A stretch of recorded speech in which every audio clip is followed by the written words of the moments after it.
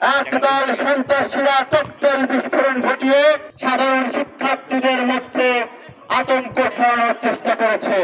একই সাথে আমরা দেখলাম ঢাকা বিশ্ববিদ্যালয়ের অভ্যন্তরে আইন বিভাগের মধ্যে ককটেল মজুদ রেখে শিক্ষার্থীদের মধ্যে এক ধরনের ভীতির সঞ্চার ঘটানোর চেষ্টা চলছে। তো একটি নিষিদ্ধ সংগঠন কিভাবে মিছিল করতে পারে ক্যাম্পাসে? এই ছাত্রলীগের হেলমেট বাহিনী সন্ত্রাসী বাহিনীরা ঘুরে বেড়াচ্ছে, আপনারা তাদেরকে এখনো বিচারের আওতায় আনছেন না। তো এগুলো হচ্ছে শিক্ষার্থীদের জন্য খুব ক্ষতিকর একটা দিক। তো এটা তো আমরা কখনো মেনে নিতে পারি না। তার মানে আমরা টোটালি অনিরাপত্তায় ভুগতেছি। তো আমাদের নিরাপত্তার দায় কে দিবে? আমাদের প্রশাসন আমাদের নিরাপত্তা দিতে পারছে না। সেই জায়গা থেকে আমরা হচ্ছে যে বিক্ষোভ মিছিল করছি যেন এরকম কাজ পরবর্তীতে আমাদের ক্যাম্পাসে না হতে পারে।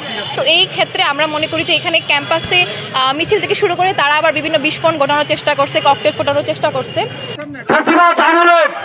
ছাত্রলীগের সন্ত্রাসীরা এই ঢাকা বিশ্ববিদ্যালয় ক্যাম্পাসকে সন্ত্রাস এবং মাদকের অবলম্বনে পরিণত করেছিল। তাদের এই সন্ত্রাসের বিরুদ্ধে বাংলাদেশ জাতীয়তাবাদী ছাত্রদল বিগত ১.৫ দশক অনবরত সংগ্রাম করে এসেছে। তার এই পরিস্থিতিতে বিগত জুলাই আগস্ট গণঅভ্যুত্থানের পর এই ফ্যাসিস্ট হাসিনা তথা ছাত্রলীগ এই ক্যাম্পাস থেকে বিতাড়িত হয়েছে। আমরা দেখতে পেয়েছি জুলাই অভ্যুত্থানের পরেও এই বিশ্ববিদ্যালয়ে কিছু দুষ্কৃতকারী এই ফ্যাসিবাদী সংগঠনের নেতাকর্মীদেরকে আশ্রয় প্রশ্রয় দিচ্ছে। তাদের আশ্রয় প্রশ্রয়ে আজকে এই বিশ্ববিদ্যালয় অনিরাপদ ক্যাম্পাসে পরিণত হয়েছে।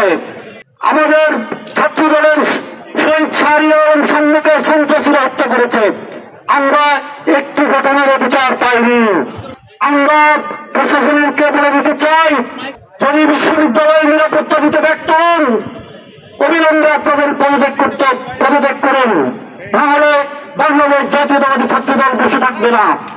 পবিত্র ঈদুল আজহার ছুটি শেষ করে সাধারণ শিক্ষার্থীরা যখন ক্যাম্পাসমুখী, ঠিক তখনই আমরা দেখলাম গতকাল ভোরে শাহবাগ কাটাবন রাস্তা সংলগ্ন মুজিব হলের গেটে বাংলাদেশ জাতীয়তাবাদী ছাত্রদল ঢাকা বিশ্ববিদ্যালয়ের বর্তমান প্রশাসনকে দায়িত্ব গ্রহণ করার পরে ৫ আগস্ট পরবর্তী সময়ে বারবার অবগত করেছে বাংলাদেশ জাতীয়তাবাদী।